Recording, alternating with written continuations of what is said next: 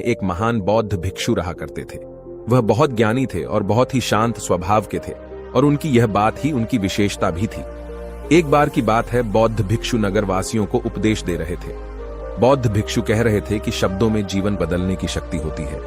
अपने शब्दों से जीवन बदलो। हम जो भी शब्द अपने लिए या दूसरों के लिए कहते हैं या जो भी बातें करते हैं उस पे हमें ध्यान देना चाहिए। इतना कहकर बौद्ध भिक्षु ने अपना उपदेश समाप्त किया और वहां से चले गए। एक दिन वह बौद्ध भिक्षु एक मार्ग से होकर गुजर रहे थे। उसी मार्ग से एक युवक होकर गुजर रहा था। उस युवक ने जब उन बौद्ध भिक्षु को देखा तो वह जोर जोर से हंसने लगा और कहने लगा, अरे साधु महाराज, आप तो ढोंगी है। आपके उपदेशों में यह कहने से कि शब्दों में बड़ी ताकत है, आपकी बात सत्य नहीं हो जाएगी। ये सब सिर्फ बातें हैं। भला ऐसे कैसे हो सकता है कि शब्दों से हमारा जीवन बदल सकता है। उस युवक की सारी बातें उन भिक्षुओं ने ध्यानपूर्वक सुनी और उसके बाद वह मुस्कुराते हुए उस युवक से कहते हैं, बेटा, नाद से ही तो यह दुनिया प्रकट हुई है और अच्छे शब्दों के पीछे भी नाद ही होता है जो पूरा जीवन बदल देता है। वह बौद्ध भिक्षु उस युवक से कहते हैं, देखो, मैं तुम्हें अपने अनुभव से बता रहा हूं, लेकिन फिर भी तुम्हें यकीन न हो तो तुम इसे खुद आजमा कर देख सकते हो।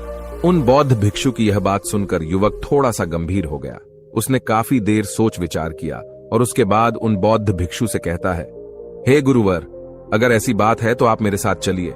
मेरा छोटा भाई है जिसकी उम्र करीब 25 वर्ष है और उसे न जाने क्या हुआ है। वह करीब 3 वर्षों से कुछ भी नहीं करता, बस लेटा रहता है। दिन भर वो कुछ न कुछ सोचता रहता है। उसकी यह हालत देखकर हम सब बहुत परेशान हैं। माता पिता भी बहुत चिंतित रहते हैं। हम सब ने कई तरीके अपनाए, कई योजनाएं अपनाई, लेकिन कुछ भी काम नहीं आया। हमने कई बार उससे बात करने तक की कोशिश की, लेकिन वह हमसे कुछ भी नहीं कहता। परिवार का हर एक सदस्य पूरी तरह से थक चुका है, हार चुका है। आखिर वह क्या करना चाहता है, किसी को कुछ नहीं पता। तो हमारे शब्दों से उसका जीवन क्यों नहीं बदला? और जैसा कि आप कह रहे हैं कि शब्द सचमुच जीवन बदल सकते हैं, तो क्या आप मेरी मदद करेंगे? इस पर बौद्ध भिक्षु मुस्कुराते हुए उस युवक के साथ चल पड़ते हैं।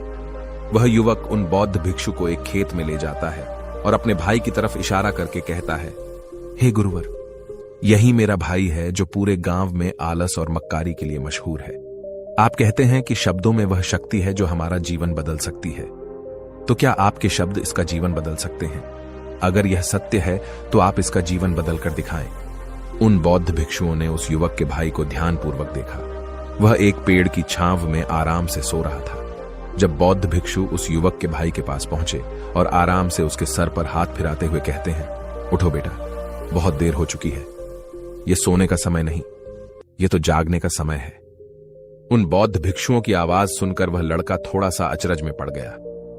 आखिर कौन है जो मुझे इतने प्यार से जगा रहा है?